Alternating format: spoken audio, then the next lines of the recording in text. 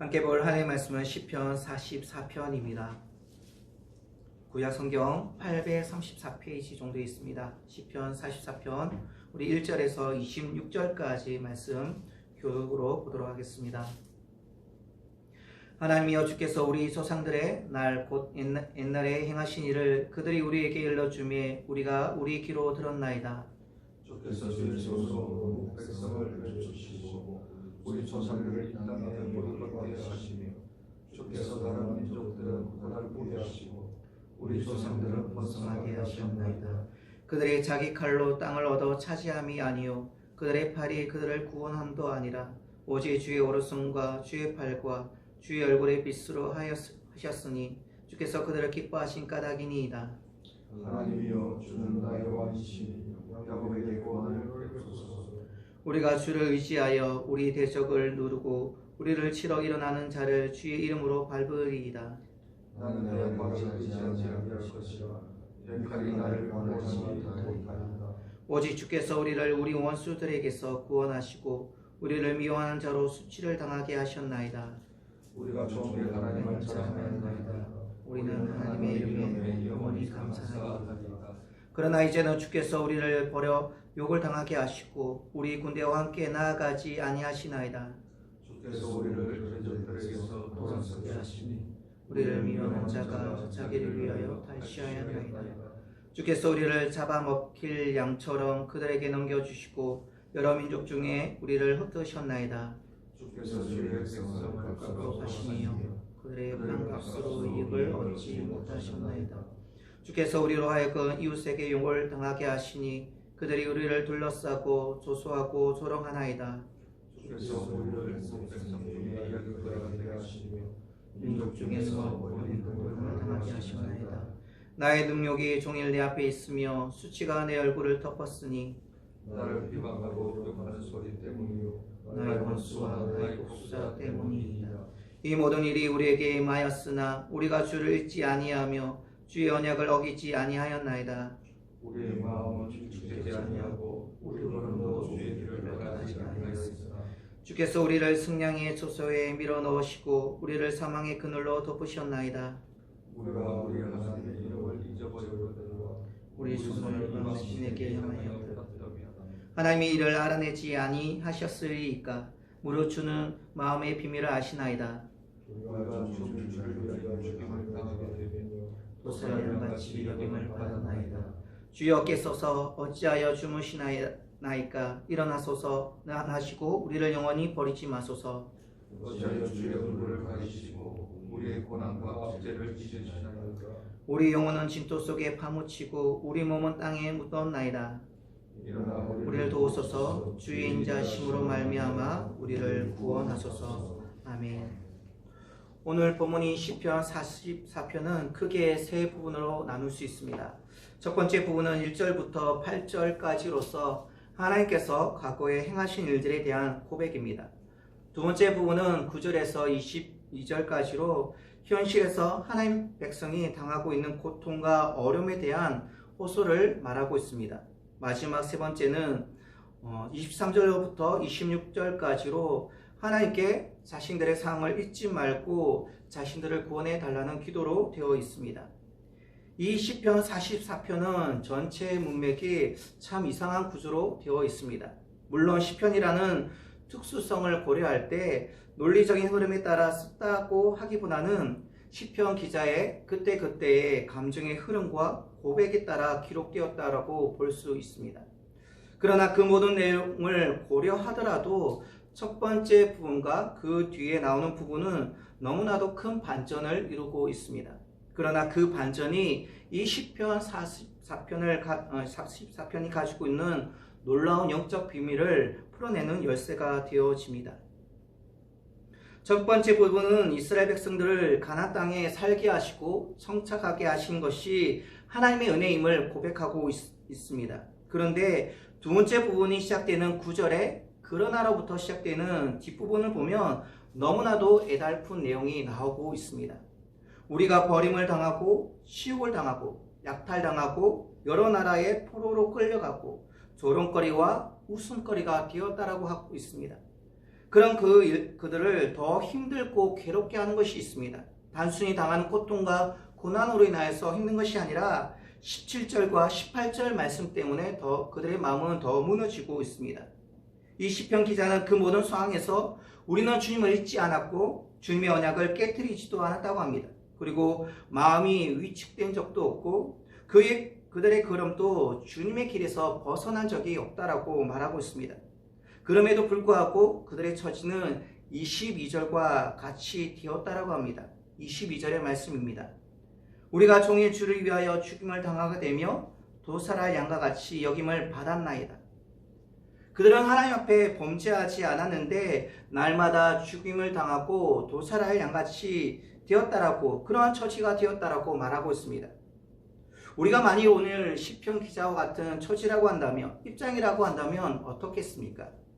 내가 마음을 다하고 하나님께 순종하였습니다. 세상에 더러운 것을 멀리하였고 부족하지만 신앙생활을 잘 하려고 노력하였습니다. 그럼에도 불구하고 내 삶에 일어나는 일들은 전부 나를 넘어뜨리고 나를 힘들게 하는 그러한 일들입니다. 뿐만 아니라 나의 주변의 사람들은 나를 시험에 들게 한다고 생각해 보십시오. 그렇다면 우리는 어떤 기도가 나오겠습니까? 그 기도의 내용이 23절부터 26절까지 내용입니다. 그 내용을 우리가 요약해 보면 이렇습니다. 주님, 깨어나십시오. 나를 버리지 말아 주십시오. 어찌하여 주님의 얼굴을 우리에게 돌리시니까? 우리를 도와주십시오. 우리를 구원하여 주십시오라는 그런 애절한 기도를 하게 될 것입니다. 이런 시편 기자의 애절하고 간절한 기도에 대해서 하나님께서 어떻게 응답하셨는지에 대한 이야기는 나오지 않습니다. 하지만 1절로부터 8절까지의 내용을 살펴보면 그 어느 정도의 답을 우리가 찾아볼 수가 있습니다. 1절 말씀을 보면 하나님께서 이스라엘 민족들에게 행하신 일들을 귀로 들었다고 말하고 있습니다. 그 행하신 일들이 2절부터 나오는 내용입니다. 이 시편 기자는 하나님께서 조상들에게 행하신 일들을 귀로 전해 들은 것입니다. 하나님께서 자기 조상들의 원수를 밑줄러 주시고 그 어려운 가운데 구원해 주셨다는 이야기를 귀로 전해 들은 것이죠. 그런데 정확하게 어떤 이야기를 이 시편 기자는 들은 것일까요? 아브라함, 이삭, 야곱, 요셉의 이야기를 들었을까요? 아니면 그들이 그토록 자랑스럽게 여기는 모세와 다윗의 이야기를 들었을까요? 그런데 그 어떤 이야기든지 그들이 그토록 고통스럽게 여기는 현실을 경험해 보지 못한 위인들은 없다는 사실입니다. 아브라함은 하나님께서 약속하신 땅 가나안 땅에 갔을 때 기근이 찾아왔습니다.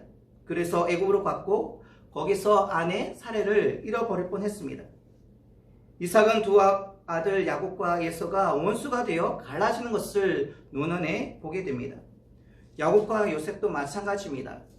다윗 또한 아무런 이유 없이 사울에게 쫓기면서 비참한 도망자 생활을 하지 않았습니까? 그런데 오늘 시편 기자는 하나님께서 그들의 조상들을 번성하게 하시고 대적들을 무찔러 주셨다라고 말하고 있습니다. 왜 그렇습니까? 그것은 세월이 지나 보니까 자기들이 당한 고통과 어려움이 하나님의 섭리의 관점에서 이해되기 시작한 것입니다. 세월이 지난 후 믿음의 눈으로 자신들이 당한 고통과 어려움, 그 시련들을 돌아보고 깨달은 바를 자신들의 후손들에게 들려준 것입니다. 그 시대를 살아갈 때는 고통과 시련과 어려움의 연속이었을 것입니다. 그러나 세월이 지난 후 그 시간들을 믿음의 눈으로 바라봤을 때 하나님이 그들의 도움이 되셨고 그들의 힘이 되셨고 그들의 구원자가 되셨다는 것을 알게 된 것입니다. 이러한 신앙의 유산은 그들의 삶을 신앙의 눈으로 바라보았을 때 얻게 되는 것입니다. 시편 44편의 기자의 조상들이 그래했고 시편 44편의 기자 또한 믿음의 눈으로 자신의 삶을 바라보고 있음을 오늘 본문에서 우리는 알 수가 있습니다. 자신의 고통을 말하는 두 번째 부분이 시작되는 9절에서 반복되는 단어가 나오고 있습니다.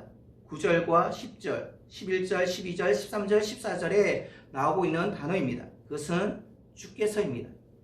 자신이 분명 고통과 시련과 어려움을 겪고 있는데 이것이 주님과 상관없이 일어나는 것이 아니라 주님께서 간섭하고 계시냐는 것을 보여주고 있습니다. 그런데 그것이 너무 고통스럽고 힘들어서 주님께 도와달라고 간구하고 있습니다.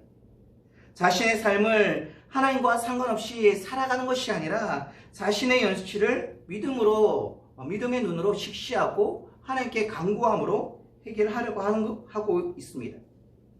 오늘 본문에서 계속 고백하듯이 주께서 이 모든 것을 허락하셨다고 합니다. 그렇다면 하나님께서 하나님의 백성에게 이런 고통과 암흑 같은 시련이 존재하도록 하신 이유가 무엇일까요? 그 이유를 사도 바울이 말씀해 주고 있습니다. 로마서 8장 35절입니다. 누가 우리를 그리스도의 사랑에서 끊으리요? 환난이나 공고나 박해나 기근이나 적신이나 위험이나 칼이라.